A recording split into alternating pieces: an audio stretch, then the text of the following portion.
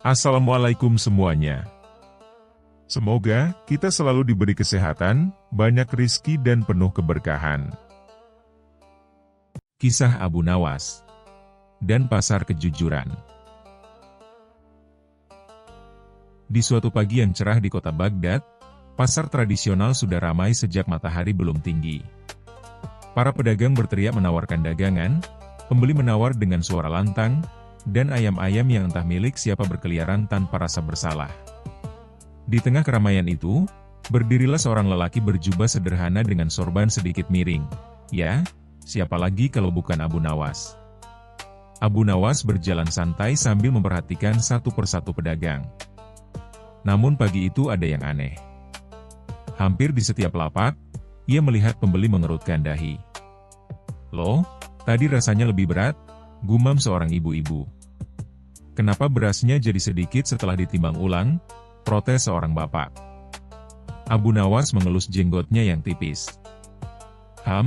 Ini bukan pasar, ini tempat sulap massal," katanya pelan.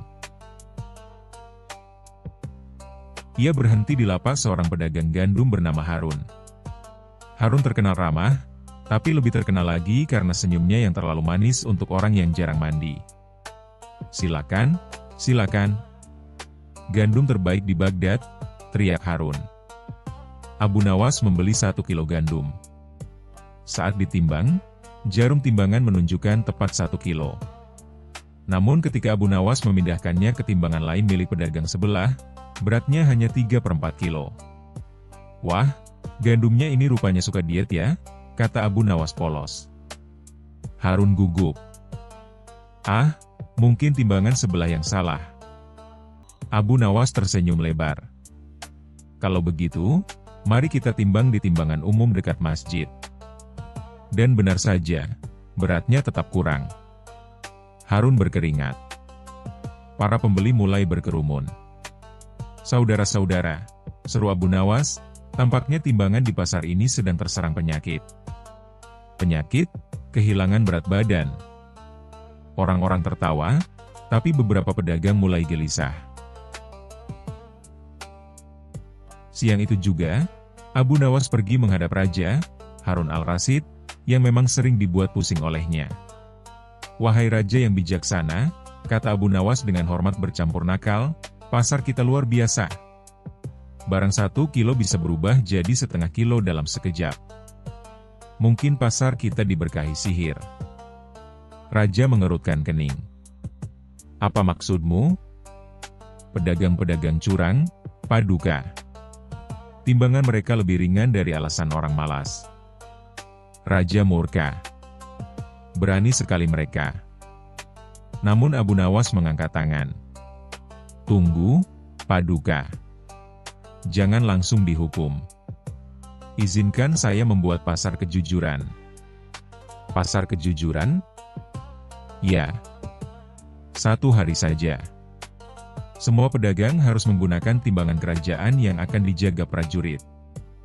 Dan setiap pembeli boleh menimbang ulang sesuka hati." Raja tersenyum tipis. "Baik. Kalau gagal, kau yang saya hukum." Abu Nawas menelan ludah. "Hehe, tentu, Paduka. Tapi kalau berhasil, kau akan mendapat hadiah." "Kalau begitu, saya doakan para pedagang makin tidak jujur, agar rencana saya berhasil," bisiknya pelan. Keesokan harinya, spanduk besar dipasang. "Selamat datang di Pasar Kejujuran," timbangan diawasi langsung oleh kerajaan. Para pedagang tampak pucat. Timbangan kerajaan besar dan mengkilap ditempatkan di tengah pasar. Prajurit berjaga dengan wajah serius. Pedagang daging yang biasanya menyembunyikan lemak di bawah timbangan kini terlihat gelisah. Pedagang sayur yang biasa menekan timbangan dengan lututnya kini berdiri tegak seperti tiang. Abu Nawas berjalan keliling sambil membawa catatan kecil. "Bagaimana, Pak? Beratnya pas?" tanyanya pada seorang pembeli. "Pas sekali," jawab si pembeli heran. "Wah, hari ini pasar kita sembuh total dari penyakit kurus mendadak," seru Abu Nawas. Orang-orang tertawa. Namun yang paling menarik adalah, keuntungan pedagang justru meningkat. Karena pembeli merasa yakin dan percaya, mereka membeli lebih banyak. Sore harinya, Raja datang memeriksa. Bagaimana hasilnya? Tanya beliau. Luar biasa, Paduka. Hari ini para pedagang jujur, karena takut. Raja mengangguk. Dan setelah hari ini, Abu Nawas tersenyum. Setelah hari ini, mereka akan jujur, karena sadar. Seorang pedagang maju. Paduka, ternyata jika kami jujur, pembeli kembali lagi. Untung kami malah lebih banyak. Abu Nawas berbisik, ternyata kejujuran tidak membuat miskin. Yang membuat miskin itu ketahuan. Raja tertawa terbahak-bahak. Namun Abu Nawas belum selesai. Ia mengusulkan agar semua timbangan lama yang curang dipajang di tengah pasar dengan papan bertuliskan. Di sini pernah terjadi penipuan berat badan. Para pedagang malu setengah mati. Sejak hari itu, pasar menjadi lebih tertib. Orang-orang menamainya pasar kejujuran, bukan karena takut prajurit, tapi karena malu pada diri sendiri. Dan tentu saja, Abu Nawas menerima hadiah sekantong dinar dari raja. Namun ketika ditimbang, Paduka, kata Abu Nawas, uangnya kurang berat. Raja terkejut. Apa? Abu Nawas tertawa. Tenang, Paduka. Saya hanya ingin memastikan penyakit timbangan tidak kambuh. Semua tertawa, bahkan prajurit yang biasanya kaku. Pesan moral. Kejujuran mungkin terasa berat di awal, tetapi hasilnya selalu lebih menguntungkan dalam jangka panjang. Kepercayaan adalah modal terbesar dalam kehidupan dan jika sekali hilang, sulit untuk kembali. Seperti yang dibuktikan Abu Nawas, kadang orang tidak berubah karena hukuman, tetapi karena sadar bahwa kejujuran membawa berkah.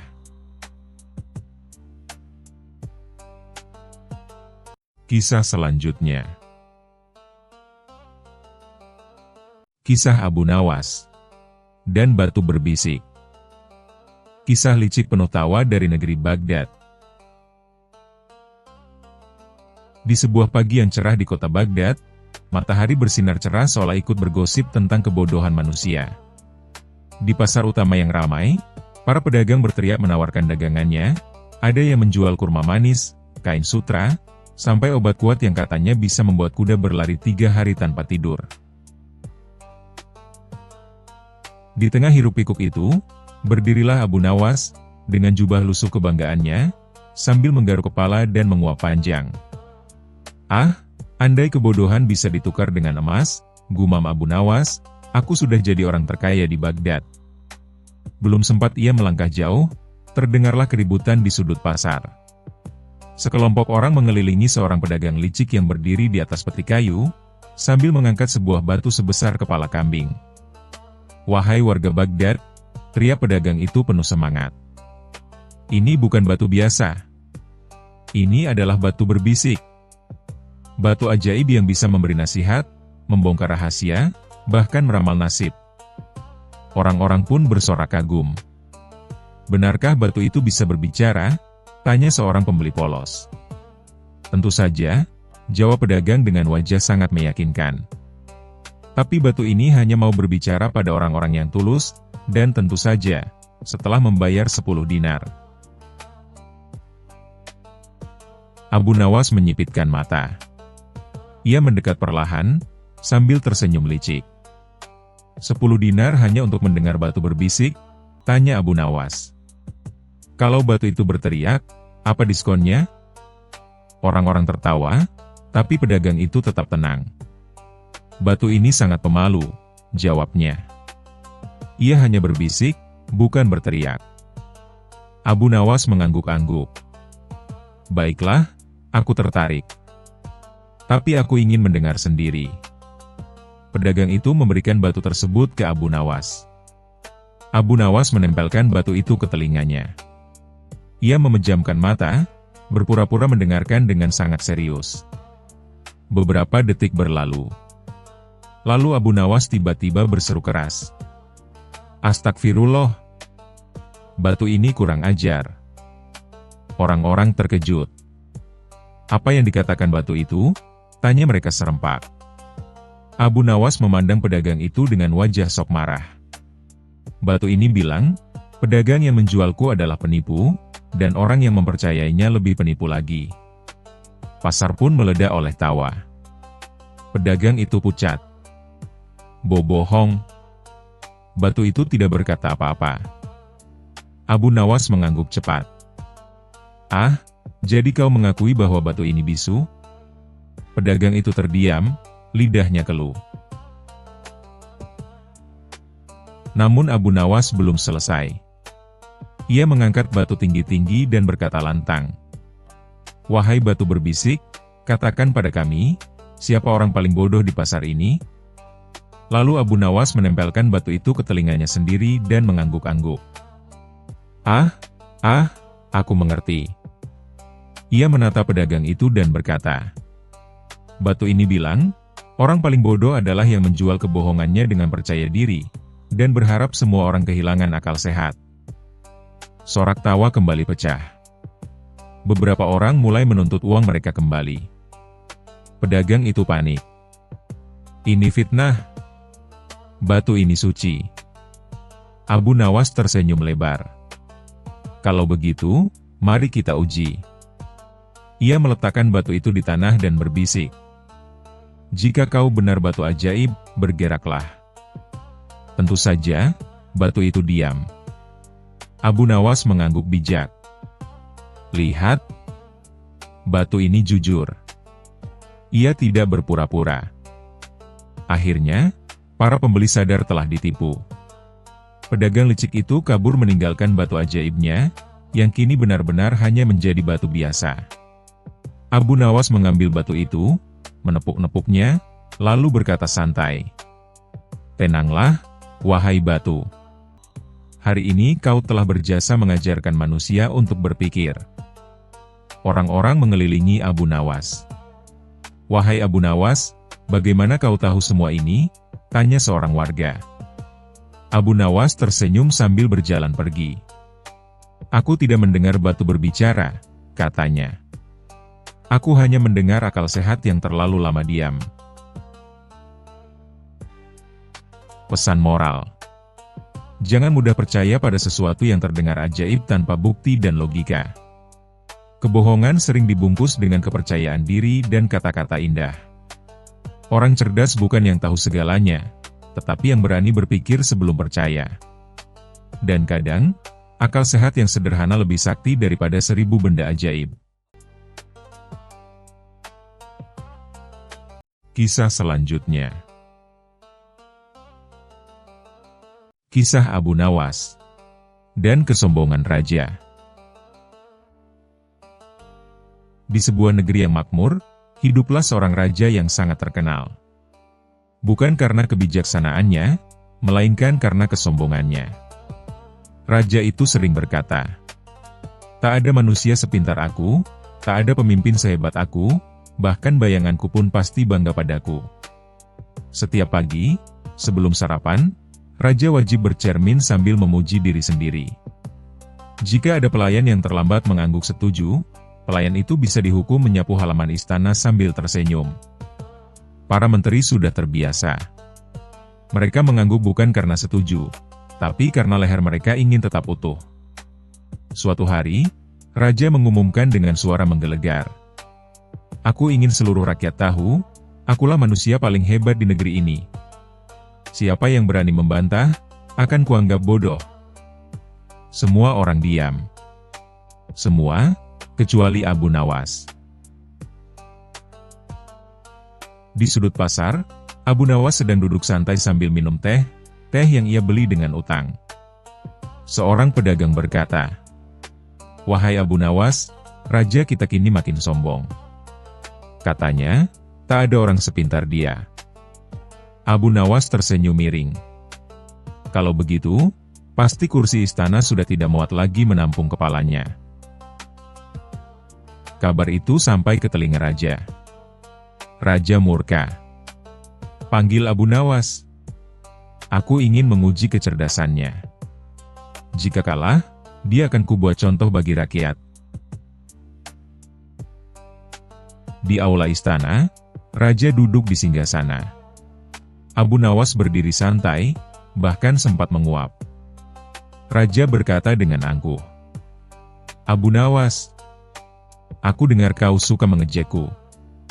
Sekarang, aku akan membuktikan bahwa aku lebih hebat darimu." Abu Nawas membungkuk sopan. "Ampun, tuanku. Hamba hanya orang kecil, kepala hamba bahkan sering lupa isinya." Raja tersenyum puas. "Bagus. Sekarang dengarkan tantanganku. Aku akan mengajukan 3 pernyataan. Jika kau bisa membantahnya, aku akui kau cerdas. Jika tidak, kau akan dihukum." Abu Nawas mengangguk. "Silakan, tuanku. Hamba siap, meski hamba tidak terlalu siap." Raja berkata lantang, "Aku adalah orang paling pintar di negeri ini." Abu Nawas mengangguk cepat. "Benar, tuanku." Raja kaget. "Hah? Kau setuju?" "Tentu, tuanku," kata Abu Nawas. "Sebab orang paling pintar biasanya tidak perlu membuktikan kepintarannya. Sedangkan tuanku terus mengatakannya setiap hari." Para menteri menahan tawa. Raja mulai gelisah. Raja melanjutkan, "Aku tidak pernah salah mengambil keputusan." Abu Nawas mengangguk lagi. "Benar sekali, tuanku." Raja makin bingung. "Kau tidak membantah sama sekali?" Abu Nawas menjawab, "Mana mungkin tuanku salah, jika setiap kesalahan selalu disalahkan kepada menteri?" Para menteri langsung menunduk dalam-dalam. Beberapa pura-pura batuk. Raja mulai berkeringat. Raja berdiri dan berkata dengan suara tinggi, "Dan yang terakhir, tanpa aku, negeri ini akan hancur." Abu Nawas tersenyum lebar. "Ampun, tuanku. Untuk yang ini, hamba ingin bertanya." "Apa?"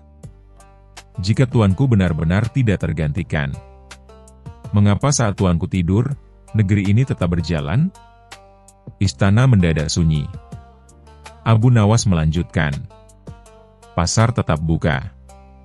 Ayam tetap berkokok. Dan yang paling penting, perut tuanku tetap lapar meski tuanku raja." Raja terdiam lama. Lalu, bruk.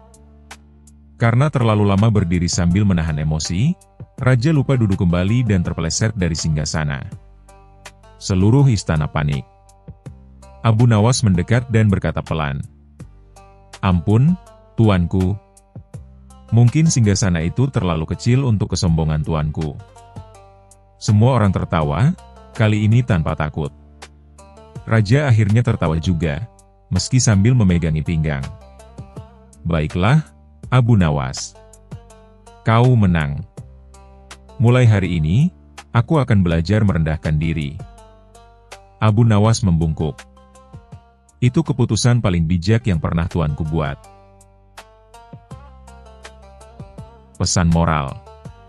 Kesombongan membuat seseorang terlihat besar, tapi justru mengecilkan dirinya di mata orang lain. Orang yang benar-benar bijak tidak perlu memuji diri sendiri.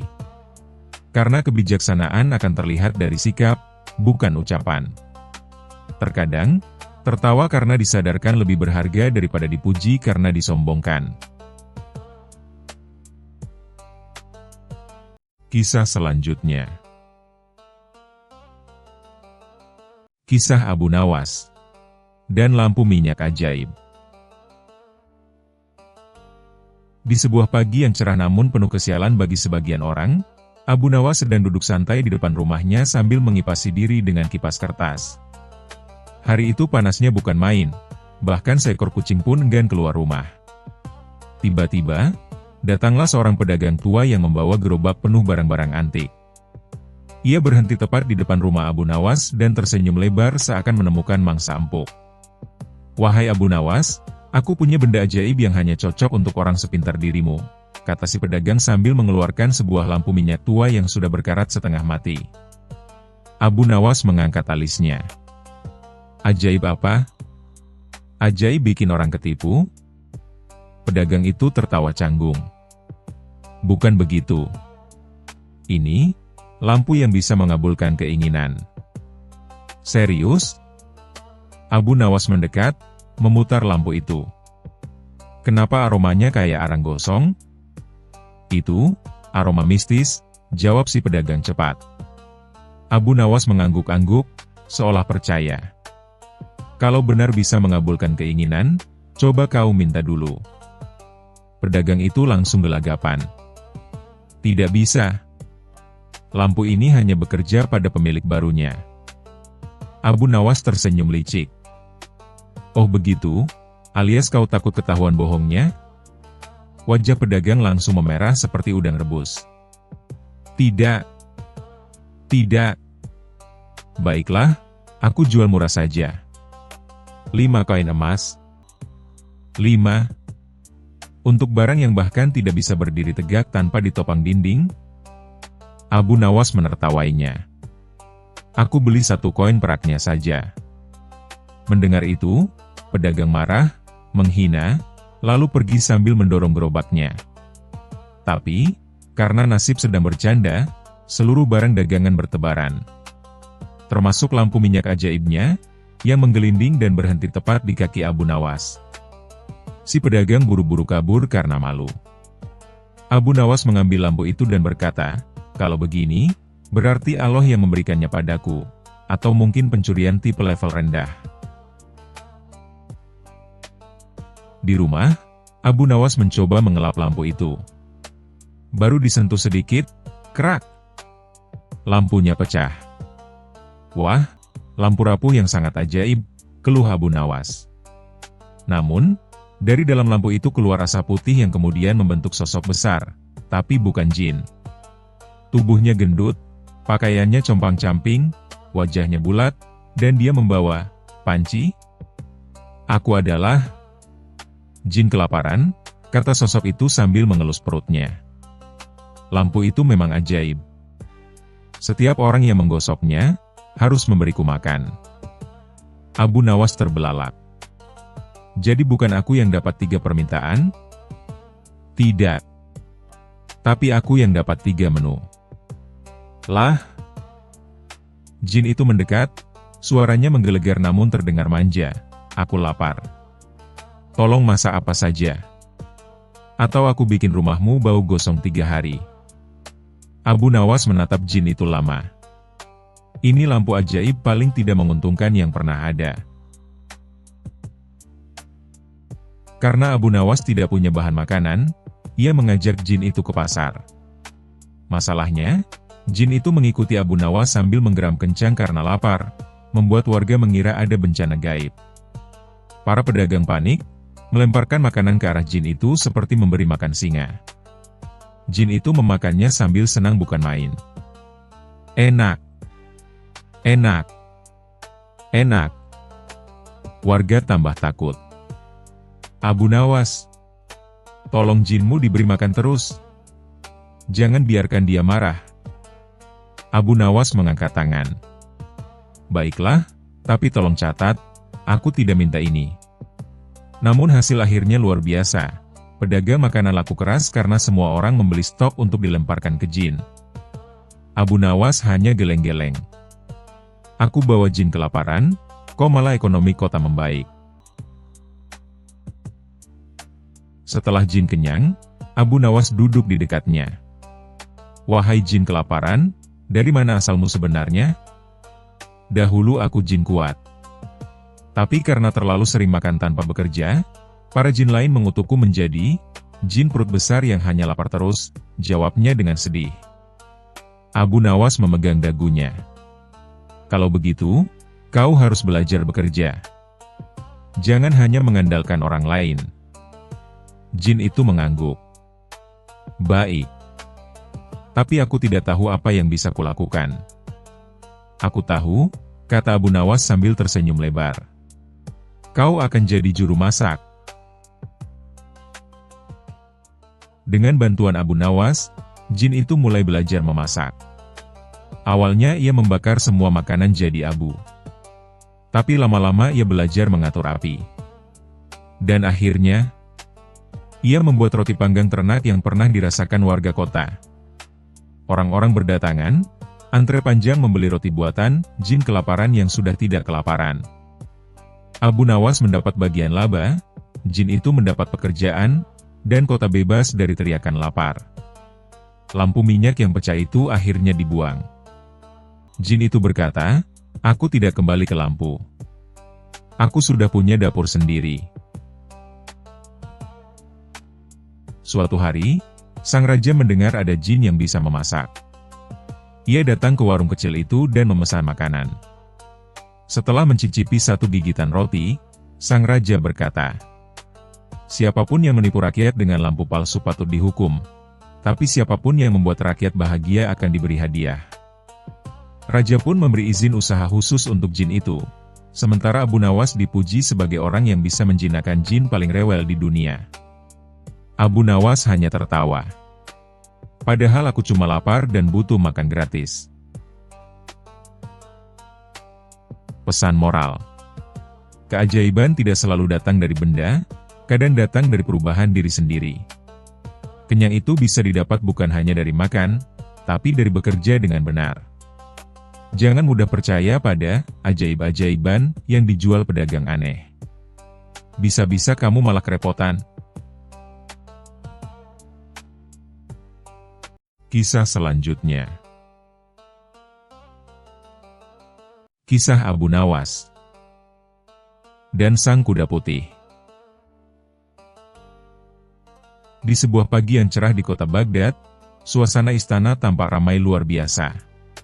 Pasalnya, Raja Harun al-Rasyid baru saja mendapatkan hadiah istimewa dari seorang bangsawan jauh, seekor kuda putih murni yang begitu indah hingga semua orang yang melihatnya terpesona. Kuda itu tinggi, gagah, berkulit putih seputih salju, dan matanya berkilau seperti permata. Bahkan, ekornya bergoyang dengan anggun seperti bendera sutra tertiup angin. Raja pun langsung jatuh hati. Indah sekali. Mulai hari ini, kuda ini akan menjadi tunggangan kebanggaanku, serunya penuh semangat. Namun, begitu sang raja mencoba menungganginya. Bruk!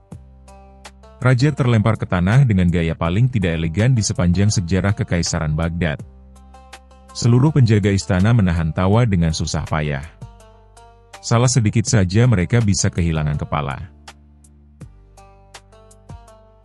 Raja mencoba lagi, kali ini dengan pelan. Tapi belum juga kaki kirinya naik ke pelana, kuda putih itu langsung mengangkat kaki belakang dan meringkik keras. Raja nyaris terjungkal lagi. Apa ini? Teriak raja. Kenapa kudaku ini liar seperti iblis? Para penjaga, pelatih kuda, dan penasehat istana bergantian mencoba menungganginya. Hasilnya, semua terlempar. Bahkan salah satu penjaga sampai tersangkut di pohon kurma istana. Raja pun murka. Cari Abu Nawas. Hanya dia yang bisa menyelesaikan masalah aneh seperti ini. Abu Nawas datang dengan langkah santai seperti biasa. Ia mengenakan jubah putih dan rompi krem, sorban putihnya berkilau diterpa sinar matahari. Dengan senyum ramah ia menunduk hormat. Yang mulia memanggil saya, tanyanya tenang. Raja menunjuk kuda putih yang tampak berdiri gagah di tengah halaman istana. Abu Nawas, lihatlah. Kuda ini begitu indah, tapi tak seorang pun bisa menungganginya. Termasuk aku sendiri. Abu Nawas menatap kuda itu sambil mengelus janggutnya. Mungkin yang mulia lupa, tidak semua yang indah mudah dijinakkan. Jangan berfilsafat, Abu Nawas, bentak raja. Aku ingin kuda ini bisa kutunggangi besok pagi di depan rakyat. Kalau tidak, kau akan kehilangan kepalamu. Abu Nawas menunduk hormat. Baik, tuanku. Tapi saya butuh waktu semalam dan satu syarat kecil. Syarat? Saya harus sendirian bersama kuda itu, tanpa ada yang mengintip. Raja mengangkat alis curiga, tapi akhirnya menyetujui. Baiklah, tapi kalau kau macam-macam, aku akan memenggalmu besok pagi. Malam pun tiba. Kandang istana sepi. Abu Nawas membawa lentera kecil dan berdiri di depan kuda putih itu. Kuda itu memandang Abu Nawas dengan mata tajam, seolah berkata, "Coba kau dekati, manusia." Tapi Abu Nawas malah tersenyum dan berkata pelan, "Wahai kuda putih yang anggun, aku tahu kau bukan kuda biasa. Kau pasti merasa sombong karena terlalu indah, bukan?" Kuda itu meringkik keras, seolah setuju. Abu Nawas pun mulai berbicara seperti sedang menasihati anak kecil. "Kau tahu, di dunia ini, bahkan kuda tercantik pun butuh sahabat. Kalau kau menolak semua orang, kau akan sendirian seumur hidupmu." Lalu ia mengeluarkan sekeranjang rumput segar dan kurma kering. "Kau lapar, bukan? Ini hadiah perdamaian dari sahabat barumu, Abu Nawas." Kuda itu perlahan mendekat dan mulai makan. Abu Nawas lalu berbisik, "Sekarang, mari kita buat kesepakatan. Besok, biarkan raja menunggangimu. Tapi saat itu, berpura-puralah jinak, meski hatimu masih liar.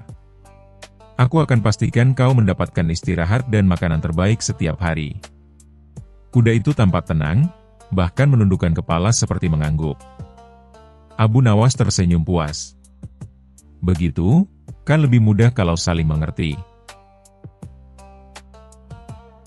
Keesokan paginya, seluruh istana berkumpul di halaman. Raja tanpa percaya diri, tapi wajahnya masih agak tegang. Abu Nawas berdiri di samping kuda putih itu sambil tersenyum. "Silakan, tuanku. Cobalah sekarang." Raja menatapnya ragu-ragu.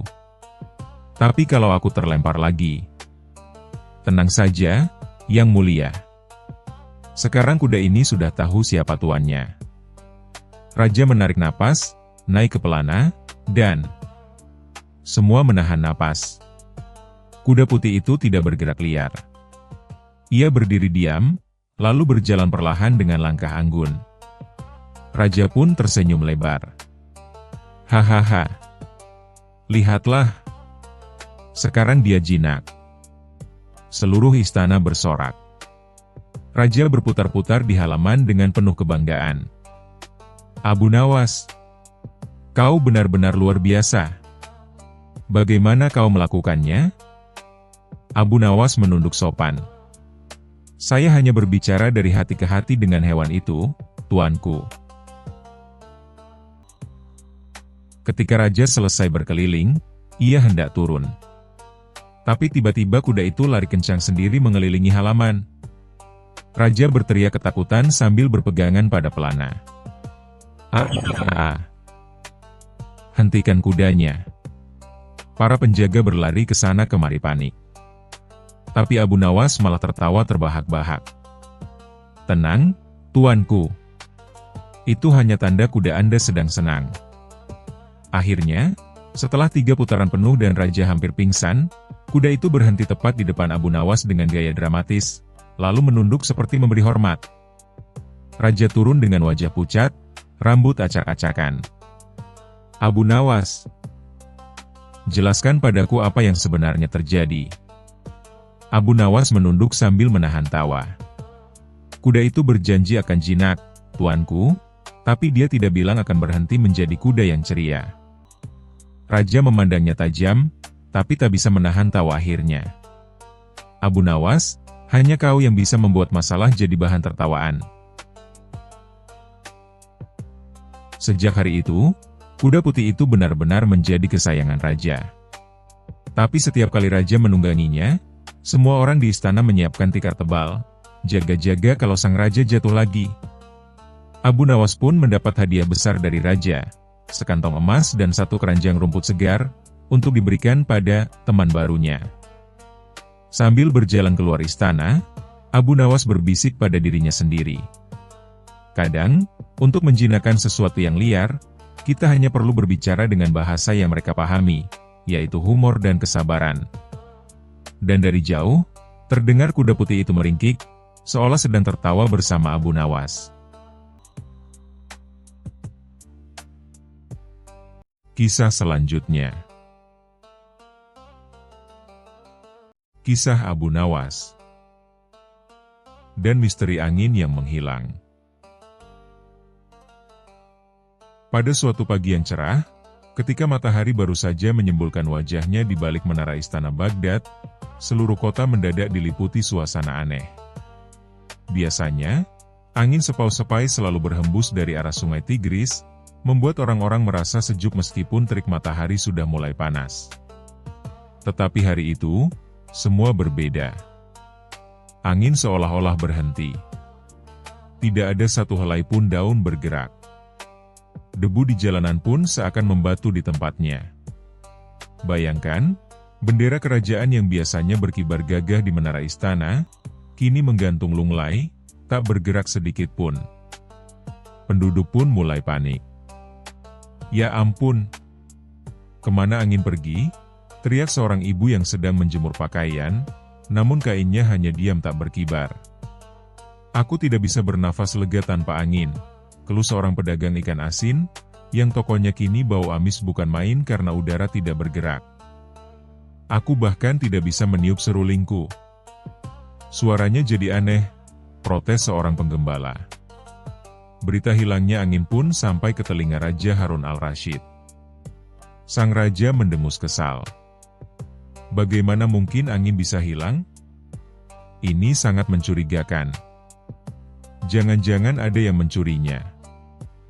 Para menteri saling pandang.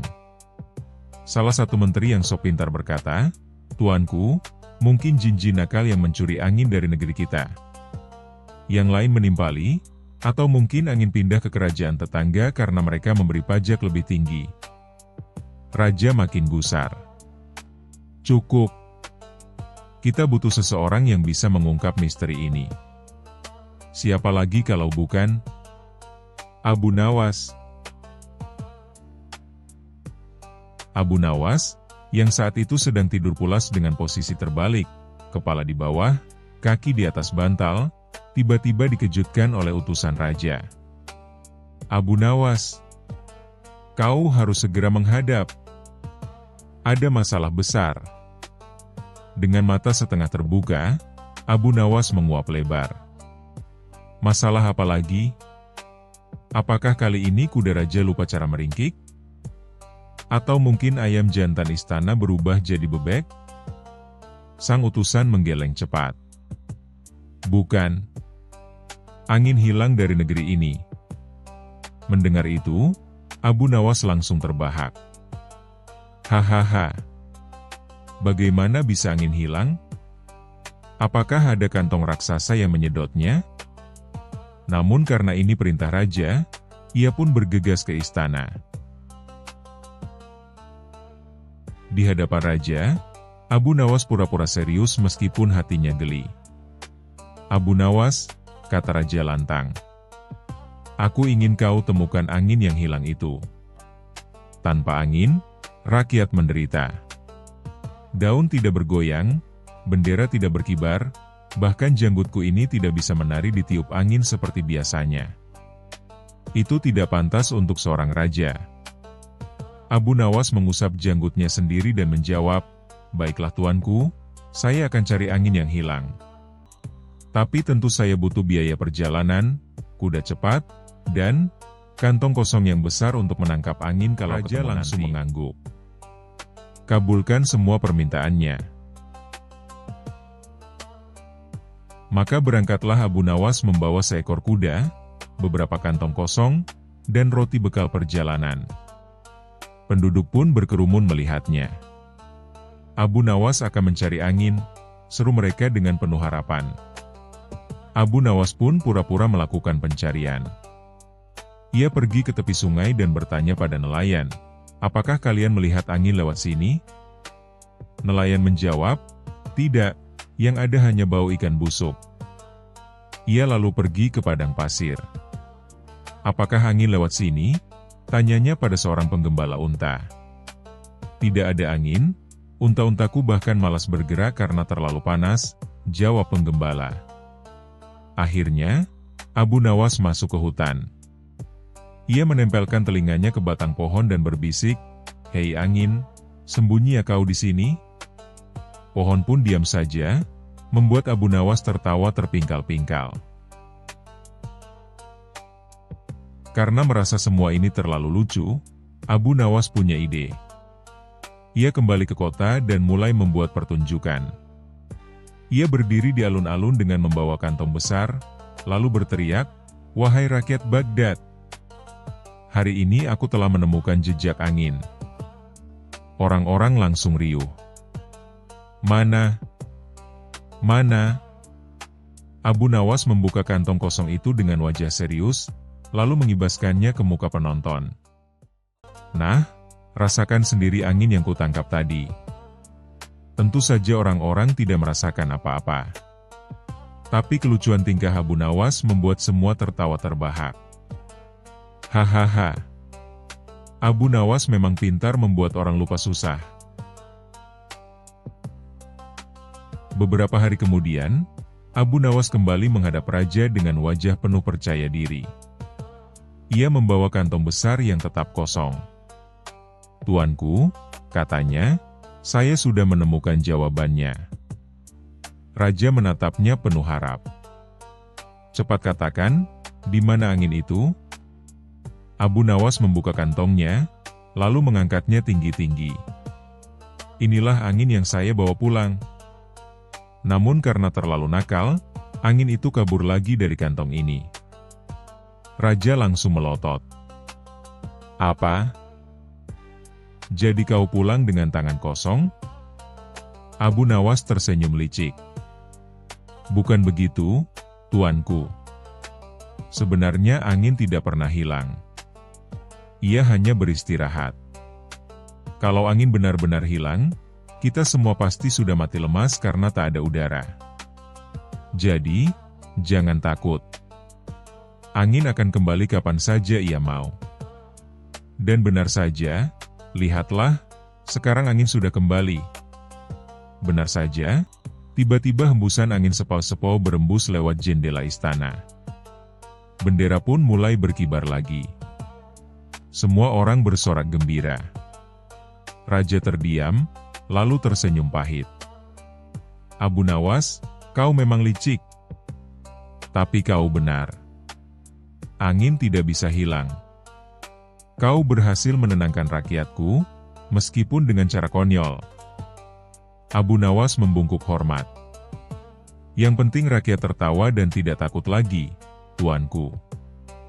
Lagi pula, kalau angin benar-benar hilang, saya pun tidak bisa tidur nyenyak." Bayangkan, kipas pun orang di istana pun tertawa terbahak-bahak.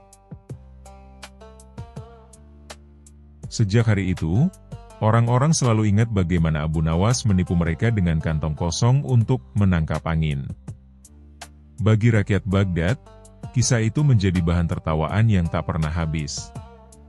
Dan setiap kali angin berhenti sejenak, orang-orang berkata sambil tertawa, "Hati-hati, jangan-jangan Abu Nawas sedang menangkap angin lagi dengan kantong kosongnya." Kisah selanjutnya.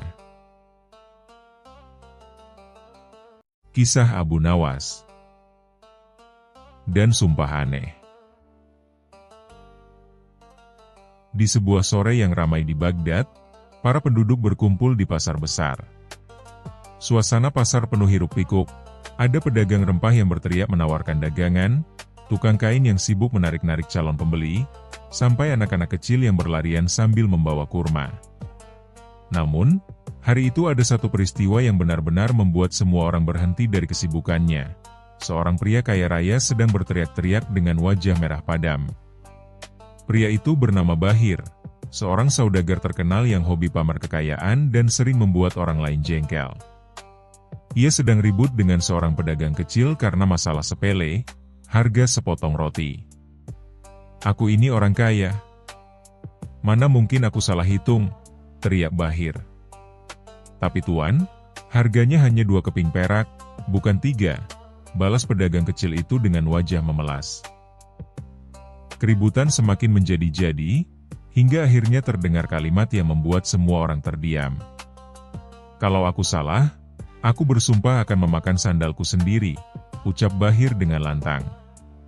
Orang-orang langsung terperangah, lalu pecah dalam tawa. Memakan sandal? Hahaha. Apa dia gila? Bisik seorang wanita sambil menutup mulutnya. Kalau benar salah, habislah sandalnya, celetuk yang lain.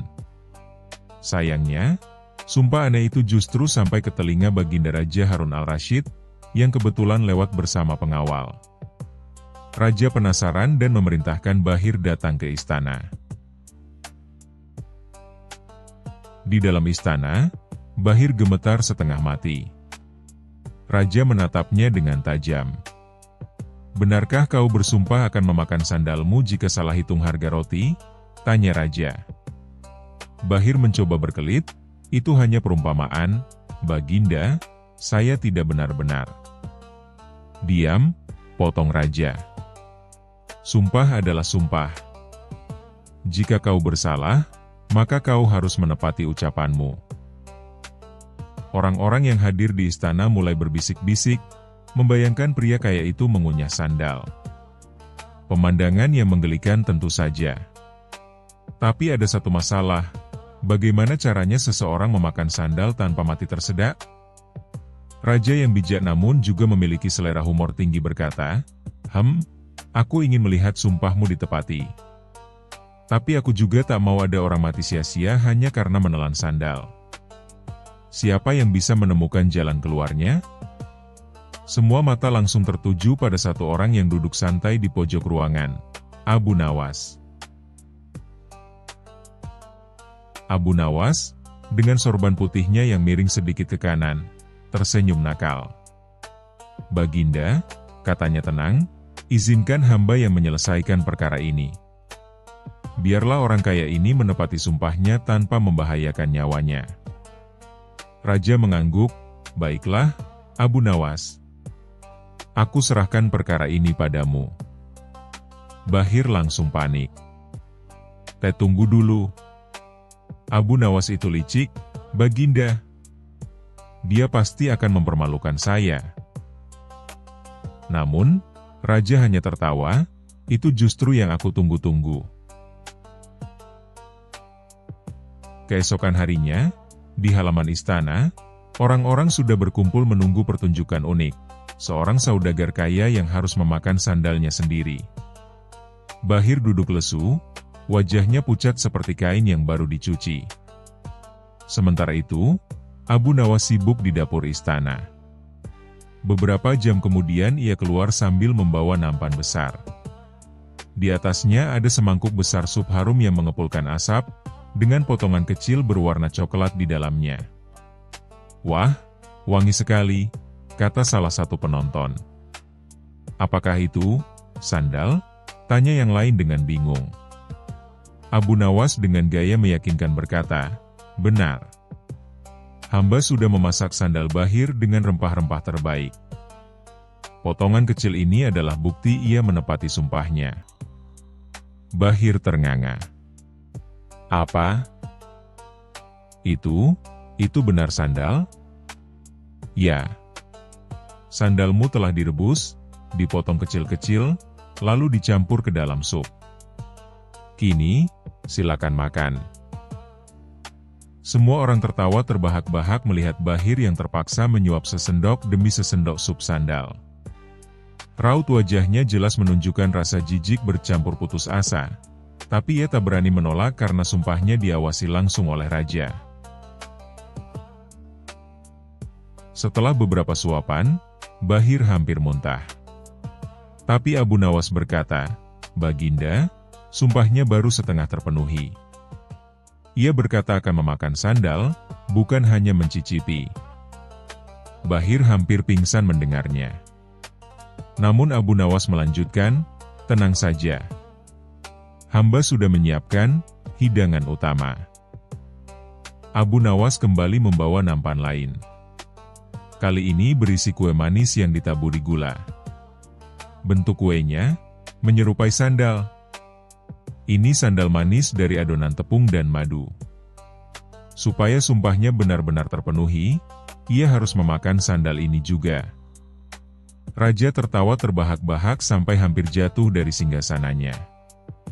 Orang-orang bersorak gembira. Dan Bahir, dengan wajah memerah seperti udang rebus, terpaksa melahap kue sandal itu hingga habis. Setelah selesai, Bahir duduk lemas, perutnya penuh dengan sup sandal asli dan kue sandal manis.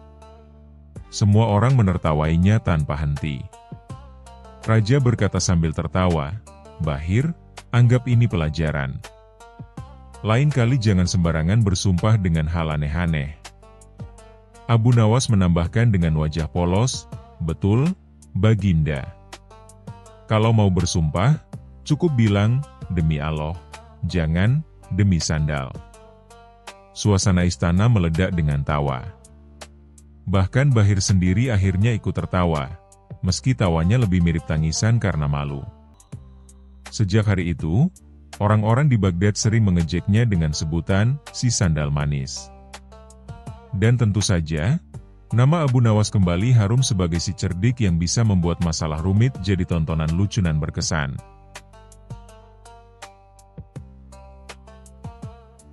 Kisah selanjutnya.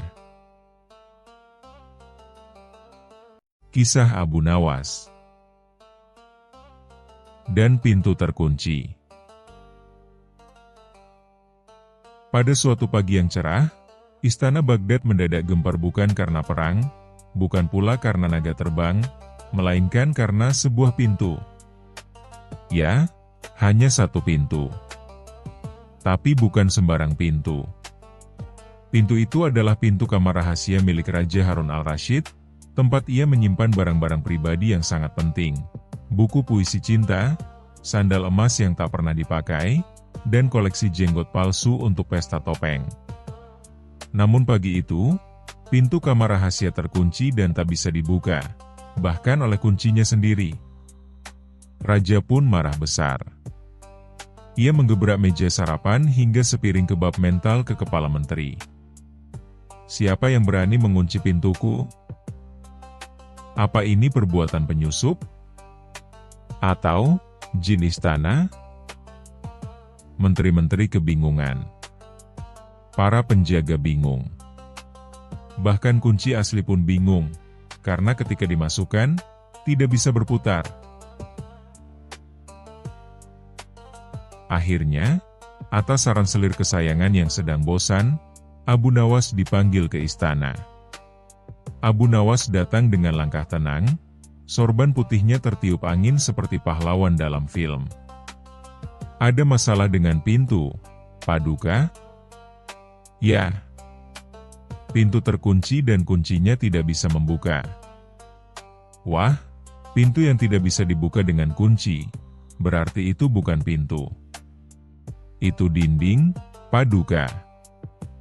Para menteri langsung menunduk, menahan tawa. Raja melotot. "Jangan main-main, Abu Nawas. Ini urusan penting. Di dalamnya ada koleksi rahasiaku." Abu Nawas tertawa kecil. "Baiklah, izinkan hamba menyelidiki misteri pintu terkunci ini." Langkah pertama, Abu Nawas meletakkan telinganya di pintu. Ia mendengarkan. Sepertinya di dalam ada sesuatu yang bergerak. "Apa? Hantu?" seru menteri. "Tidak. Suara seperti seekor kucing kelaparan. Atau bisa jadi menteri yang terjebak."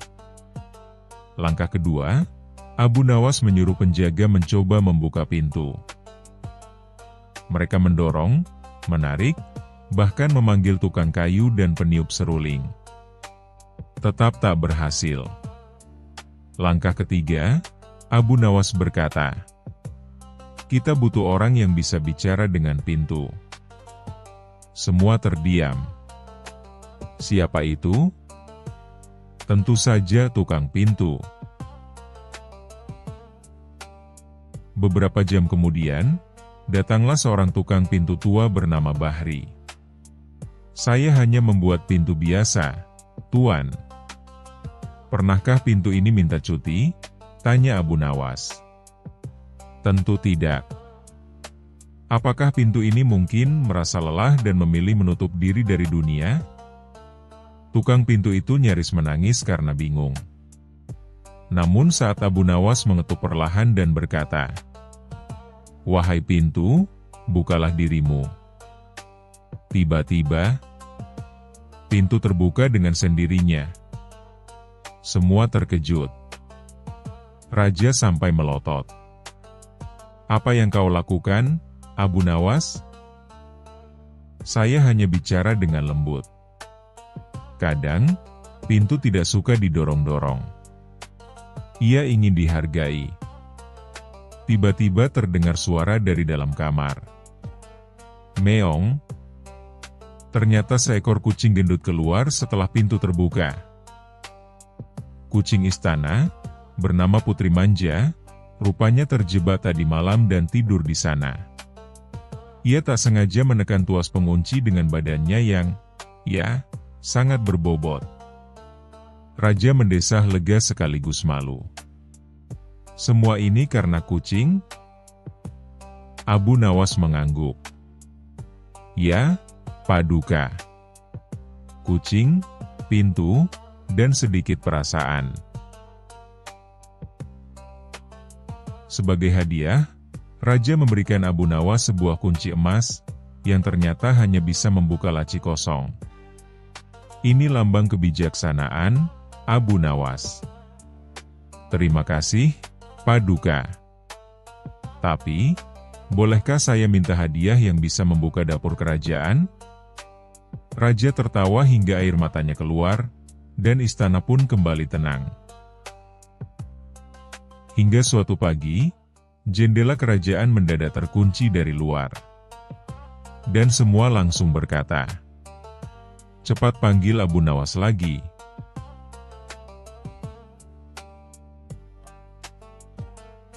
Kisah selanjutnya. Kisah Abu Nawas dan Kota Terlarang. Pada suatu hari, Raja Harun ar-Rasyid mendengar desas-desus dari para pedagang yang baru kembali dari perjalanan jauh. Mereka bercerita tentang sebuah kota misterius yang berada di tengah padang pasir, dikenal dengan nama Kota Terlarang Al-Maknuna. Konon, siapapun yang masuk ke sana tak ingin kembali. Bukan karena disekap, tapi karena terlalu nyaman, terlalu aneh, dan terlalu absurd. Raja pun penasaran. Bagaimana mungkin sebuah kota bisa membuat orang tak mau pulang? Apakah di sana seluruh penduduknya jin? Atau semua makanannya gratis? Karena rasa penasaran makin tak tertahankan, Raja memanggil Abu Nawas. "Abu Nawas," seru Raja dengan semangat penasaran yang membara. "Aku tugaskan kau untuk pergi ke kota terlarang itu dan melaporkan apa yang sebenarnya terjadi di sana." Abu Nawas mengusap dagunya yang berjanggut rapi. "Saya akan pergi, tuanku. Tapi boleh saya ajukan satu syarat?" "Apa itu?" "Kalau saya tak kembali dalam 7 hari, anggap saja saya terlalu betah." Raja mendengus, tidak ada batas waktu. "Pokoknya kau harus kembali, meski harus diseret." Abu Nawas berangkat dengan seekor unta bernama Si Gendut, karena perutnya selalu bunyi meskipun baru saja makan. 3 hari perjalanan, ia melewati badai pasir, ditipu pedagang karpet yang ternyata jualan selimut, dan hampir masuk ke tenda pesta pernikahan yang salah undangan. Akhirnya, di malam keempat, dari balik bukit, tampaklah sebuah kota yang aneh. Semua bangunannya miring, pintunya kecil tapi jendelanya besar, dan ada menara jam yang berputar mundur. Ini pasti kota terlarang Al-Maknunah, gumam Abu Nawas. Begitu masuk, Abu Nawas langsung disambut warga yang semuanya berjalan mundur. "Selamat datang, pengembara," seru seorang wanita sambil berputar seperti gasing. "Terima kasih, boleh tanya, kenapa semua orang di sini jalan mundur?" "Karena kalau jalan ke depan, nanti cepat tua." Di pasar, Abu Nawas melihat penjual buah yang membagikan pisang secara gratis, tapi yang ambil malah harus membayar untuk tidak makan. Lalu ada tukang cukur yang hanya mencukur orang botak. Abu Nawas memicingkan mata. Kota ini jelas tidak normal, tapi lucunya, aku merasa nyaman. Di penginapan, tempat tidurnya bisa berbicara. "Selamat malam, Abu Nawas," katanya dengan suara empuk. "Jangan tidur terlalu cepat. Mimpi di sini suka lebih nyata dari kenyataan." Abu Nawas pun bermimpi jadi wali kota. Tapi saat bangun, seluruh warga sudah memanggilnya, "Yang Mulia Abu Nawas, kami pilih Anda jadi wali kota kemarin malam." "Loh, tapi itu kan mimpi." "Di sini, mimpi adalah demokrasi tertinggi." Lalu muncullah seekor kucing berjas yang berkata, "Saya ketua partai. Mau koalisi?" 7 hari pun berlalu. Abu Nawas mulai ragu. Hidup di kota ini memang aneh, tapi nyaman dan lucu. Ia bisa tidur siang 2 kali sehari, makan siomay yang berubah jadi bakso saat dikunyah, dan ikut lomba tertawa tanpa sebab setiap sore. Namun ia teringat janji pada raja. "Kalau aku tidak pulang, mungkin raja akan kirim pasukan atau lebih buruk, utus menteri keuangan mencari aku." Dengan berat hati, ia pamit pada warga yang memberinya bekal, sandal berbicara, batu yang bisa dipijat, dan seekor ayam yang bertugas membangunkannya setiap jam 2 pagi, tanpa alasan. Sesampainya di istana, raja bertanya dengan penuh semangat, "Bagaimana kota itu?" Abu Nawas menghela napas, lalu mulai. "Tuanku, di sana orang botak dicukur, orang kenyang diberi makan, kucing ikut debat politik, dan wali kotanya bisa terpilih lewat mimpi. Tapi yang paling berbahaya, kota itu terlalu menyenangkan. Bisa-bisa seluruh negeri kita pindah ke sana." Raja tercengang. "Lalu apa yang harus kita lakukan, Abu Nawas?" Abu Nawas tersenyum nakal, "Larang siapapun ke sana. Tapi kalau boleh usul, kita buka cabangnya di sini." Akhirnya, raja malah tergoda ingin pergi sendiri. Tapi setiap kali hendak berangkat, Abu Nawas selalu bilang, "Tuanku, tunggu 1 hari lagi. Besok kucingnya debat final." Dan begitu terus, sampai raja lupa ingin ke sana. Sementara itu, Abu Nawas punya rencana rahasia, membangun kota terlarang mini di belakang rumahnya, khusus untuk bermain-main dan kadang untuk sembunyi dari utusan pajak.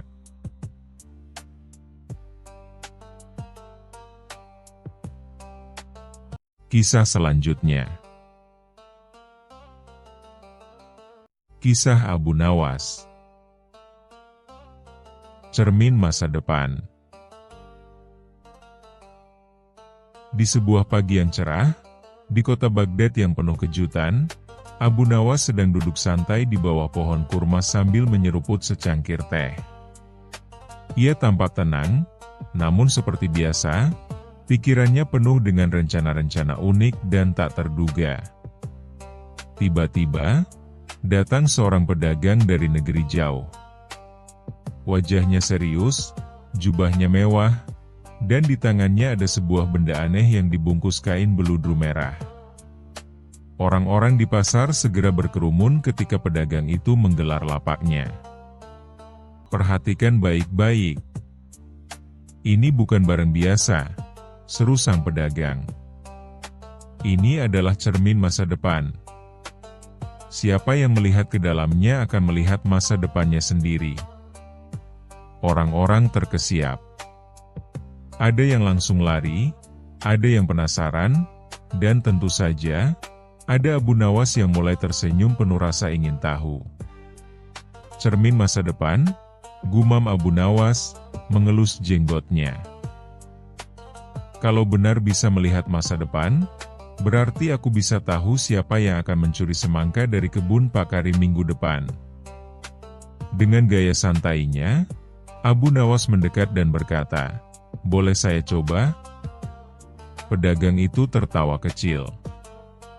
"Tentu, asal kau bayar 1 keping emas." Abu Nawas mengangkat alis. 1 keping emas hanya untuk melihat cermin? Itu harga melihat masa depan atau harga masa depan istri Sultan? Orang-orang tertawa. Tapi pedagang itu tetap serius.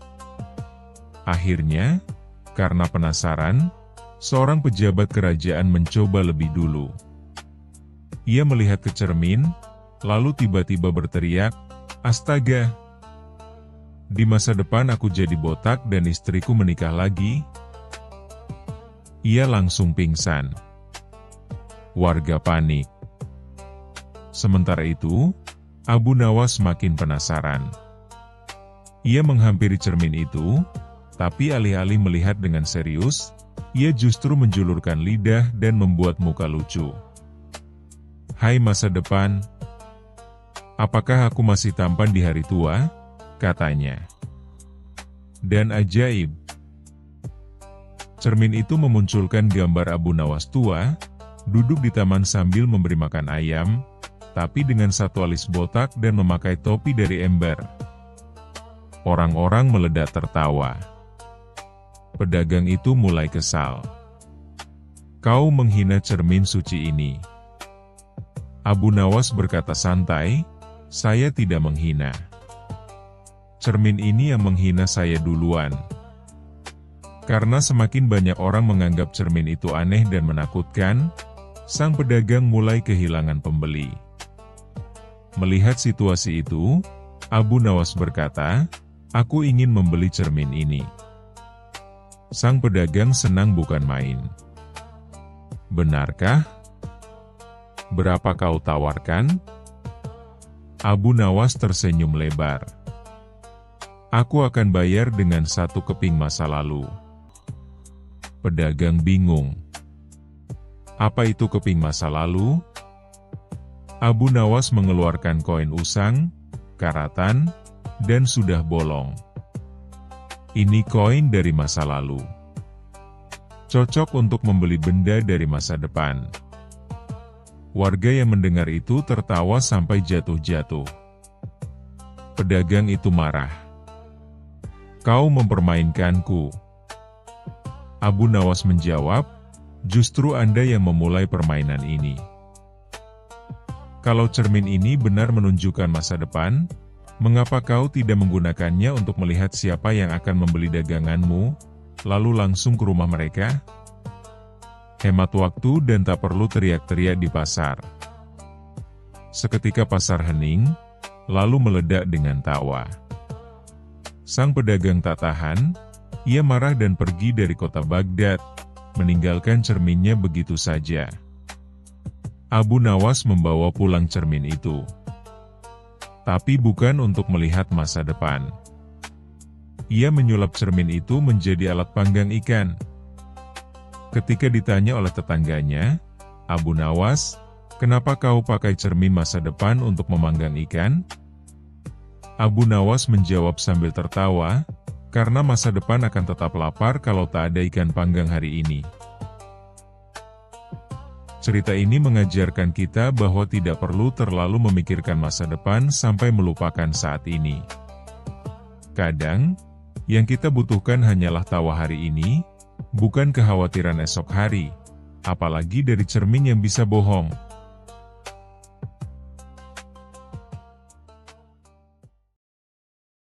Terima kasih sudah menonton. Jangan lupa like dan subscribe. Semoga keberkahan selalu dianugerahkan kepada kita semua. Wassalamualaikum